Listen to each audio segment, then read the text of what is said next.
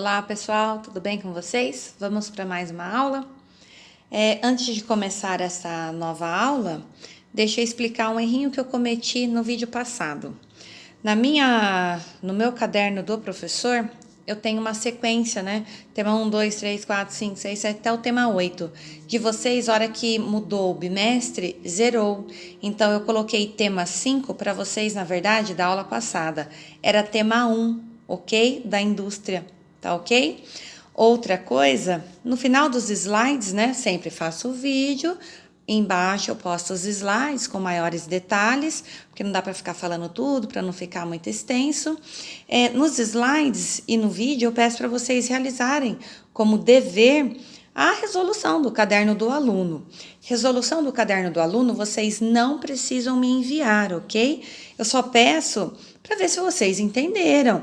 E no caderno do aluno tem uns textos com informações bacanas, gráficos atuais. Então, assim, vale a pena vocês, depois do vídeo, depois de acessar os slides, ir lá no caderno do aluno e responder. É mais para conhecimento, para fortalecer o conhecimento de vocês mesmos, ok?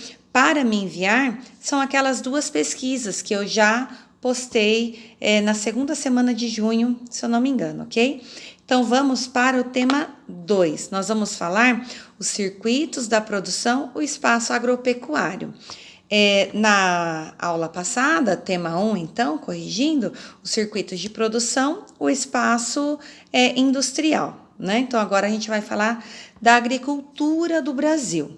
Então, a gente já falou só de Brasil até agora, desde a formação, da origem do território, da origem econômica, da delimitação das fronteiras.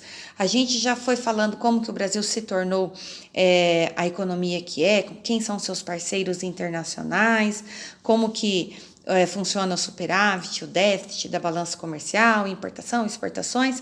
Falamos da industrialização, focamos em Juscelino e Getúlio, e agora nós vamos falar da agricultura brasileira. Bom, o Brasil, ele tem um grande problema, que é o seu histórico de concentração de terras. O que é isso? Já ficou provado aí cientificamente que para um país se tornar um grande produtor agrícola, quanto menor as propriedades, maiores são os benefícios. Por quê? Quanto menor são as propriedades rurais, mais emprego eu acabo gerando. Se eu tenho uma propriedade rural gigantesca, eu tenho grana. Se eu tenho grana, eu uso máquinas, eu não uso mão de obra braçal. Isso gera um desemprego no campo, né? Então, o Brasil, ele começou, historicamente falando, errado na distribuição das terras brasileiras. Nós já falamos em aula, ainda no período presencial, das capitanias hereditárias, lembram? Tinha a primeira divisão territorial, Tratado de Tordesilhas, depois Portugal partilhou a faixa leste, né, em faixas, né, para a administração dos donatários. Então, isso daí já começou uma divisão de terras, né? Depois teve a Lei de Terras em 1850, a abolição da escravatura em 1888, 13 de maio de 1888, e isso foi gerando assim, foi causando na história onde todo o poder estava ligado à posse de terras. Então, quem tinha mais terras tinha mais poder. E isso daí a nossa história foi marcando essas grandes concentrações de terras. Aí eu queria que vocês entendessem assim, isso que a gente fala, grande concentração de terra. No nosso país, para vocês entenderem, 3% das propriedades agricultáveis, né, das terras onde dá para se praticar agricultura. 3%. Você fala, poxa, professora, 3% das propriedades? Ainda tem 97%. Olha só o que eu vou falar que é absurdo. 3% de todas as propriedades rurais, somadas às suas extensões, dá um total de 56% de todas as terras brasileiras para se praticar a agricultura. Vocês entenderam? Por exemplo, tem propriedade rural, mais de 1.000 hectares. O que é isso, 1.000 hectares? 1.000 hectares é como se fosse 10 quilômetros. Um hectare, desculpa. 1 hectare, 10 quilômetros. Gente, 1.000 hectares é como se fosse um quarto do estado do Rio de Janeiro. Estado, eu não estou falando cidade. Já imaginou você ter uma propriedade rural desse porte? Desse tamanho? Então, assim, as propriedades rurais brasileiras, elas são gigantescas. E isso gera um grande problema. No Enem tem uma perguntinha que todo mundo cai, falando da grande pobreza do sertão nordestino. O que leva à grande pobreza do sertão nordestino? Uma das respostas é a seca. Todo mundo corre colocar a seca. Não é a seca. São as grandes extensões de terras. As maiores extensões de terra são chamadas de latifúndios.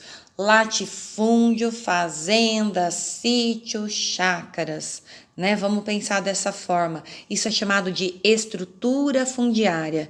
Qual é a estrutura fundiária predominante no Brasil? As grandes extensões, que são chamadas de latifúndios. No Nordeste, por exemplo, tem propriedades rurais de 600 quilômetros. Já imaginou você que ganha 300, 400 reais por mês, você pedir emprego, vou pedir emprego para o vizinho. O seu vizinho está a 600 quilômetros. Então, assim, você ganha 300, 400 reais por mês, que essa é a base mais ou menos salarial do semiárido nordestino. Já imaginou? Você tem filhos, você tem esposa. Como é que você vai pedir emprego na porta do vizinho? Não é um vizinho, né? São 600 quilômetros. Então, assim, lá os latifundiários, o salário é 300 reais. Quer trabalhar para mim? Bem, não quer? Pode procurar outro emprego. Só que o outro emprego está a 600, 700 quilômetros de distância. E as pessoas acabam se sujeitando a trabalhar por salários aí, né? Quase que miseráveis, né? Então, esse é o grande problema da pobreza do semiárido nordestino. Não é a seca. Para a seca, tem soluções. Irrigação, por exemplo, né? É só trabalhar com irrigação que a gente consegue solucionar o problema da seca nordestina. E aí, seguindo ainda dentro do nosso capítulo, a gente parte desse princípio que o Brasil, nós temos grandes concentrações de terras, ok? Isso é um fator histórico, né? Outra coisa é que essas grandes propriedades rurais, elas utilizam de muitos insumos agrícolas, de muitos de venenos, de maquinários, e aí acaba o quê? Tendo uma grande degradação ambiental, acaba não ocupando mão de obra braçal, e isso poderia tudo ser evitado. No mundo inteiro, o uso de agrotóxicos, de insumos de um modo geral, foi levado em consideração, e a ONU em 2015 lançou os Objetivos do Desenvolvimento do Milênio. Entre esses objetivos, o Objetivo de Desenvolvimento Sustentável. E aí, o Objetivo de Desenvolvimento Sustentável, são 17 objetivos, o 15º fala de amenizar essa degradação pela agricultura, né? E aí na apostila, vocês vão ver, na apostila de vocês, no caderno do aluno, vocês vão ver assim, os gráficos que mostram o uso de agrotóxico nas propriedades rurais brasileiras, isso falando de Brasil, tá? Aí vocês vão ver assim, a quantidade, né, de 2000 para até 2017, que aponta o gráfico, né, começou lentamente, de repente o uso assim é muito grande. Hoje se pulveriza as grandes propriedades rurais com aviões, né? Não é? Antigamente ia o funcionário com aquela própria, que não era nada, né, salubre, que o próprio funcionário ia com a bombinha, né, ali bombeando venenos agrotóxicos nas plantações. Hoje, quem tem essas grandes propriedades rurais tem muito investimento. A pulverização é feita com aviões. Então, assim, será que o Brasil está indo de encontro aos objetivos do milênio, né, do ODS, os objetivos do desenvolvimento sustentável? Então, assim, a gente tem que parar um pouquinho e pensar sobre isso. Outra coisa que a apostila não aborda muito o caderno do aluno, mas eu acho que é muito válido a gente falar das propriedades rurais e das grandes propriedades rurais e de todos os problemas que elas causam. Hoje, pelo fato de ser usado maquinários, muitos agrotóxicos, a produção brasileira na agricultura é gigantesca.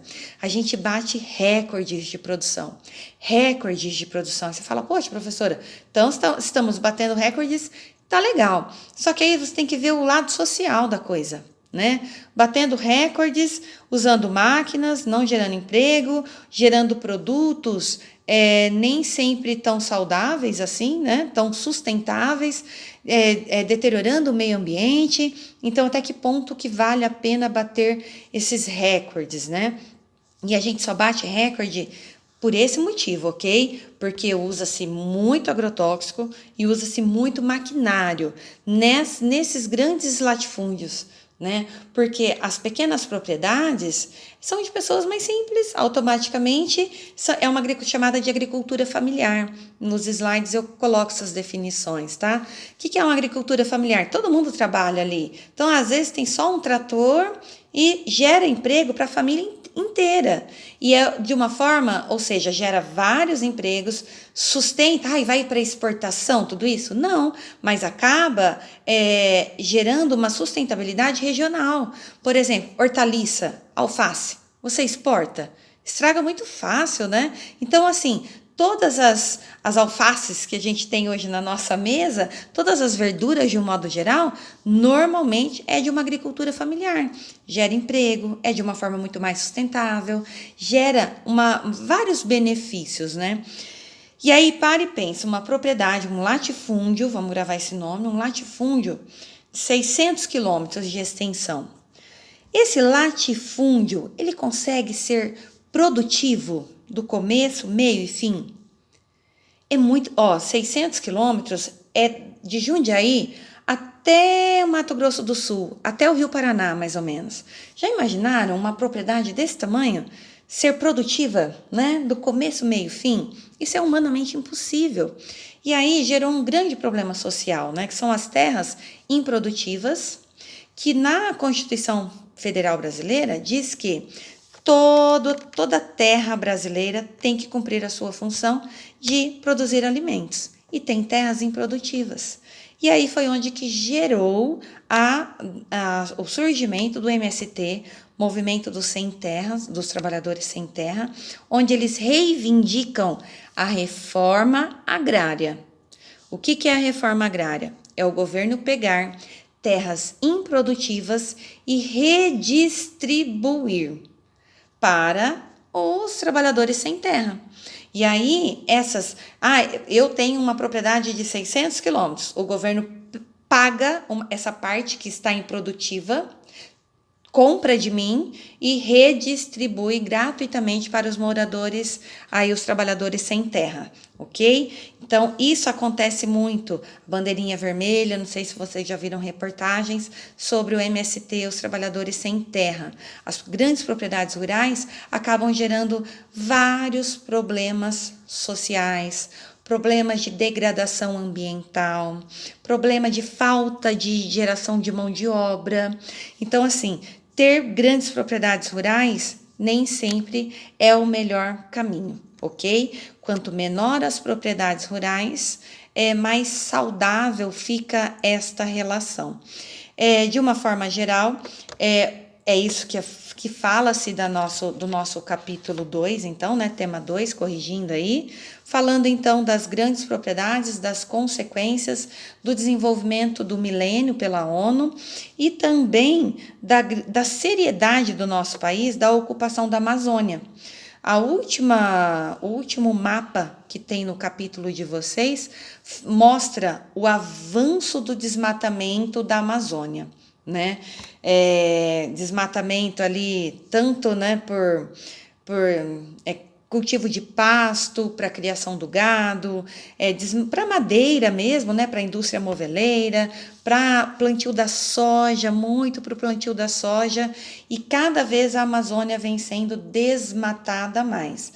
Ou seja, quero que vocês analisem com carinho as imagens que tem no caderno do aluno, tanto o mapa da ocupação da Amazônia, o uso da tecnologia no campo, o uso a tabela, o gráfico do uso de agrotóxico, e parar e pensar um pouquinho como que é a situação da agricultura no Brasil, ok? Esse capítulo mais o anterior da indústria, juntos, é para fazer uma pesquisa, certo? Que eu já lancei também lá, conforme eu falei, na segunda semana de junho, ok? Agricultura, indústria e agricultura. São 2 pontos aí que eu quero que vocês abordem na pesquisa. A atividade do caderno do aluno é mais para vocês aí se aprofundarem no conhecimento, ok? Muito obrigada e até a próxima aula. Beijão, tchau, tchau.